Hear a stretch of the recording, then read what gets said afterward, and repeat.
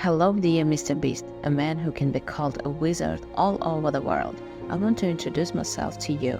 I'm a simple girl from Tajikistan, from Dushanbe. First of all, I want to tell you that when I moved from my country, when more precisely, my beloved son found out that I was going to work in the United States of America, and he said, "Mom, oh my gosh, you're going to Mr. Beast. You live there." I say, "Yes, so it is." And he asked me for a very big favor so that I could find you and get your autograph with his name on your behalf and make a small video message that you say hello to him. Well, that's what I want to do firstly. And secondly, if it's possible, of course, I would like to participate in one of your games, such as living in a store for a while or in a bunker. But there is one idea.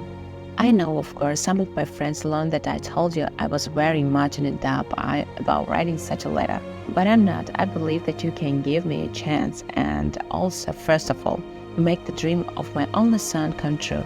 So why I'm gonna record this video in 22 January? Because today is my birthday and I make a wish that this is my dream become true.